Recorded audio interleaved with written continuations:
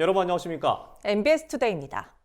최근 중동 사태로 화학 비료값이 크게 뛰자 가축 분뇨 비료가 대체제로 떠오르면서 수요가 크게 늘고 있습니다.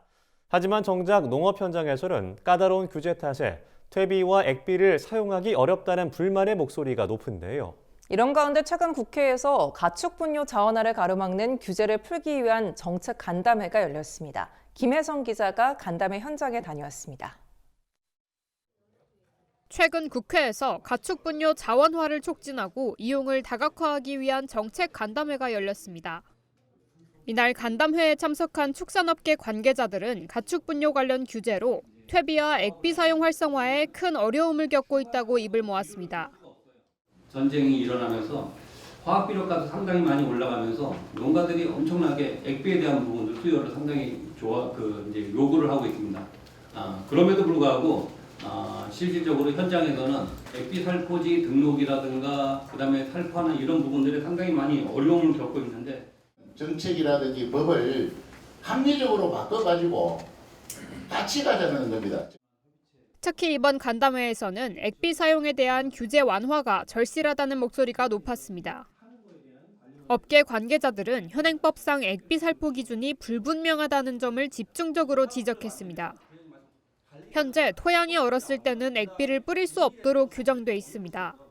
하지만 어느 정도 상태를 결빙으로 볼 것인지 등에 대한 기준이 명확하지 않아 현장에선 혼란이 지속되고 있습니다.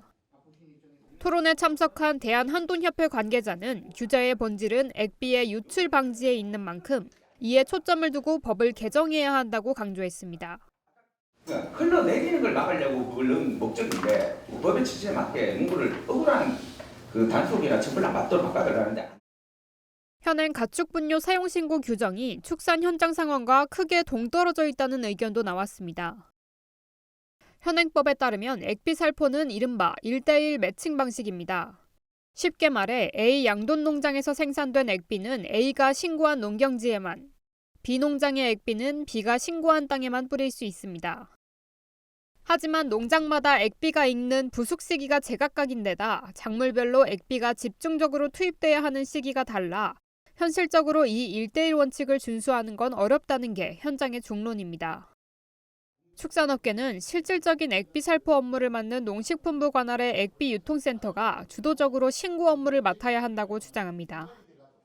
액비 부숙도, 살포량 등의 법적 기준만 철저히 준수한다면 유통센터가 신고한 수많은 농지 어디에나 액비를 유연하게 살포할 수 있도록 제도를 개선해야 한다는 취지입니다. 액비 사용을 위해 발급받아야 하는 비료 사용 처방서의 비효율성도 도마 위에 올랐습니다. 이영수 자원순환농업협회장은 처방서 발급까지는 긴 시간이 소요되는 반면 정작 유효기간은 2개월로 짧아 적기에 액비를 살포하는 데 큰 걸림돌이 되고 있다고 지적했습니다. 농민은 지금 당장 이런 상황에서 쓰려고 그러는데 어떤 제도적인 부분을 하려면 일단 15일이 걸려요. 좀 간소화시키는 부분들이 특정 시기에 좀 필요한 것도 하나가 있고.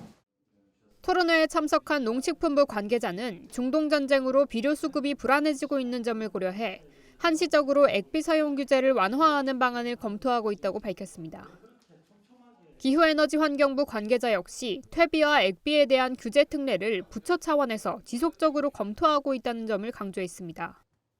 다만 액비를 살포할 수 있는 농지가 점차 줄어들고 있는 현실을 지적하며 토양오염 방지를 위해 가축 분뇨를 적정량 사용하고 이를 체계적으로 관리하는 원칙 또한 중요하다고 덧붙였습니다. MBS 김혜성입니다.